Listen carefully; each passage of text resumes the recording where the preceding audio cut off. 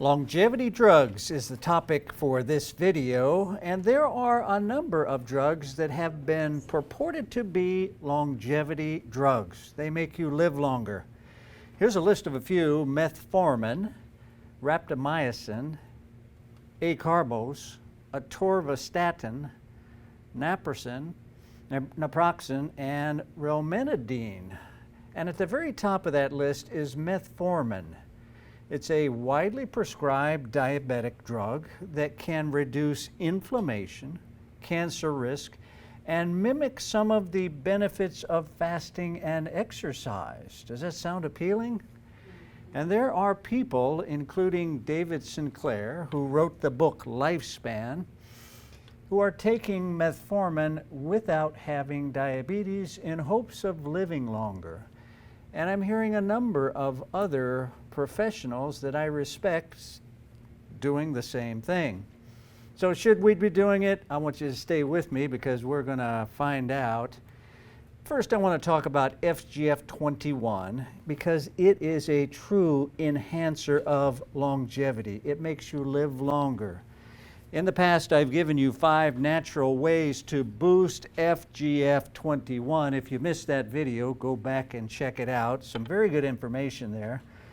But FGF21, or fibroblastic growth factor, is a hormone that regulates important metabolic pathways. It can regulate carbohydrate and fat metabolism. That's great. Maintain energy during fasting, increase weight loss, and improve cellular aging. So this hormone in your body is wonderful and powerful, and it truly is an enhancer of longevity, and it affects every system. Now, one of the reasons that FGF21 works is because downstream it produces something called AMPK. So here's FGF21.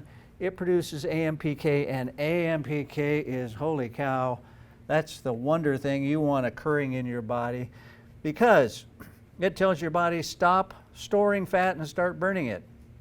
And one of the ways to ramp it up is fasting, which makes sense. Now, there are other ways that we have explored, but metformin is one of the things that is purported to ramp up AMPK. So what is metformin? It is also called goat's rue, French lilac, Italian fitch, and professor's weed.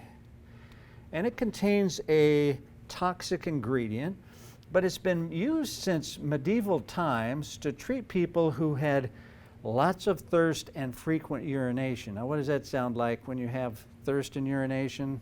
That's diabetes. And how they said, all right, you're having these problems, chew on this weed, I don't know. But they did, and it did appear to help. It is now known that this metformin inhibits the complex 1 in your mitochondrial respiratory chain. So your mitochondria produce your energy, and this noxious weed suppresses the function in the mitochondria, and by doing that, it can ramp up AMPK. Now, it has this noxious substance in it because it wants to keep other things from eating it, like goats and humans and insects and everything else. If they eat it, they get sick and die. Too much of it. So since they inhibit your mitochondrial function, they end up ramping up AMPK. But the original plant tended to be too toxic, and people got really sick or died. So they took a synthetic derivative from the plant, and they used that to produce metformin. And it has been used since the 1950s to treat people with diabetes. So 60 years after its introduction, guess what? It is still the #1 diabetic medication in the world. It used to be called glucophage. I don't know if you remember that back in the day, but glucophage means glucose eating.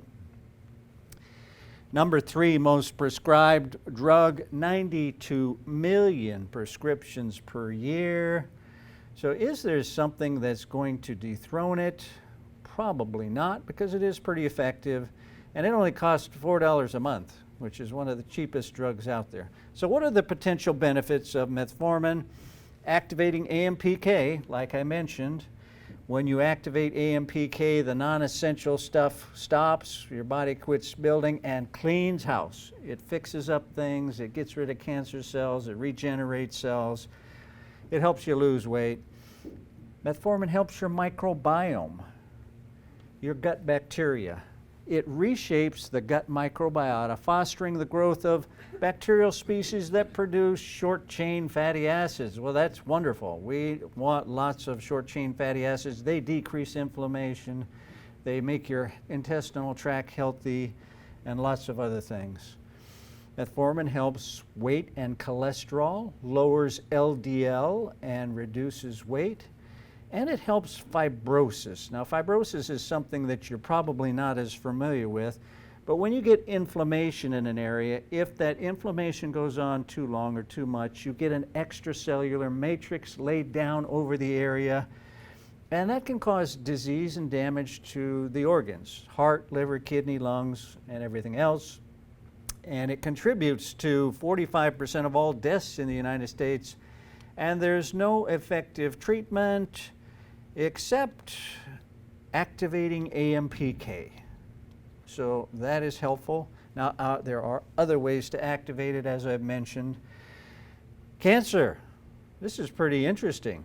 They looked at people on diabetic medications, and the ones that were on the metformin had 26% less chance of dying from cancer than the people on other diabetic medications. Here's what they said in the article. Metformin may have already saved more people from cancer deaths than any other drug in history. That's a pretty bold claim. And a longer life in animals. Because it's increasing AMPK, it can lead to life extension. So they looked at worms, not very comparable to us, but what did they find? Given some metformin, they did live longer. But then they went in and did things to the worms to block AMPK from being activated by the metformin and found no benefit. So the whole secret to longevity was activating the AMPK. They've done studies on mice and shown that they do improve their health span and lifespan when they are on metformin.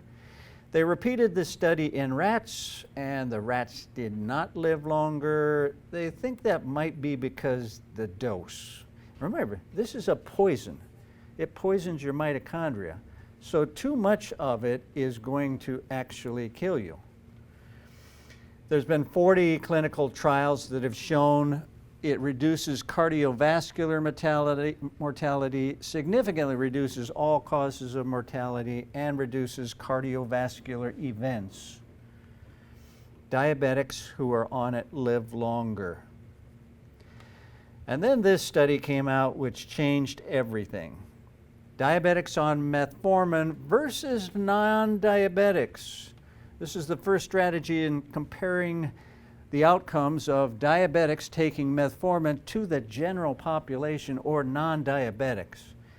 And this is kind of a how do you compare that? Because no, diabetes is going to cause all kinds of other problems. This is not really a fair comparison, but the results showed that people taking metformin, diabetics, lived longer than the general population.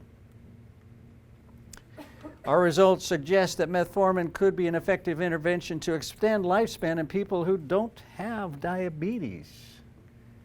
Now, before you get too excited, I want you to stick around for the rest of the story, which will be in our next video. We'll talk about the side effects of metformin, the reason I don't take metformin, and a safer, more effective alternative for diabetics and everyone.